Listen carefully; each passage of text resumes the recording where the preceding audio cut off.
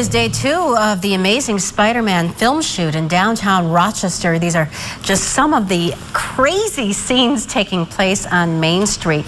Chases and car crashes involving fake police officers and such. Well, when the state and city announced that the movie would film on Main Street, they touted the economic impact.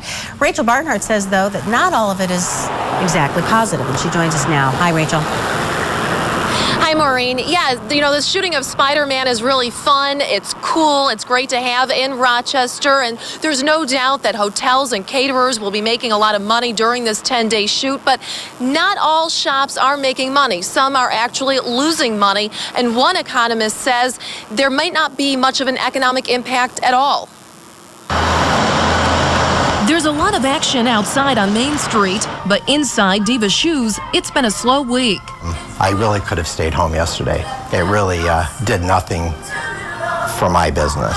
The owner of Grill & Greens restaurant says Spider-Man cost him customers. It's been very hard to get deliveries. The people, I don't think they know what they're doing as far as what roads are closed when. Jackie's Tonsorial Parlor only had 2 customers by noon. I've had 3 cancellations today just because they don't want to deal with the traffic.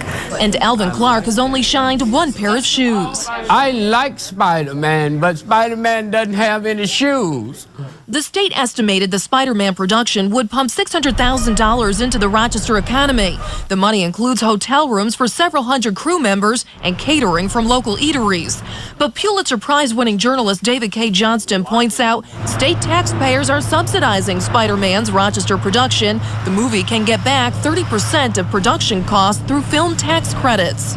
If you're a hotel owner or a caterer, this is a nice little bump in your business, but it has no lasting effect to benefit the community. And unless movies are filmed in Rochester year-round, They just fly people in to do the work and fly out of town. We get a little tiny effect from that. It's of no consequence to economic growth. meantime, there's evidence at least some are getting hurt by the production. It's only affecting certain people for the big impact as far as profit-wise. For us smaller businesses, it's hurting us. And one thing making it harder for businesses is that the city is announcing road closures only the day before, and sometimes different streets are closed off. And as for compensation, some of the businesses say that they have not been able to get answers from the Spider-Man production. We called a number that the businesses were provided by the movie, and a woman who answered said she could not comment. Reporting live on South Avenue, Rachel Barnhart, News 8. Well, today was day 2 of filming the amazing Spider-Man 2 movie in downtown Rochester. Main Street was shut down to film chase scenes. We talked to one movie extra from Pittsford. Mario Arena tells us he's been in several scenes so far. Doing it for bragging rights, and I am enjoying it, and my grandchildren love the fact that I'm in it. Yeah, well, Alexis Arnold joins us now live from downtown with details on how all of the action went today. Have you been an extra yet, Alexis, or you can't get that close? I did get close, but I was waiting for someone to snatch us up and say they needed some real-life news crews, right? That'd be great. But it seems, Don, that the amazing Spider-Man 2 has tangled a lot of businesses and city residents in its web. You know, it's hard for most people to get around, but many businesses say the movie production has really hit them hard financially. Usually during lunch, every table in the place is packed. I got people standing waiting to sit down. Instead, Ronald J. Gibbs, owner of J&R's Brooklyn-style deli, says it's not the pick-me-up he hoped the movie production would bring. He says he can count on one hand the number of customers he's had. You couldn't even get up a good card game in here.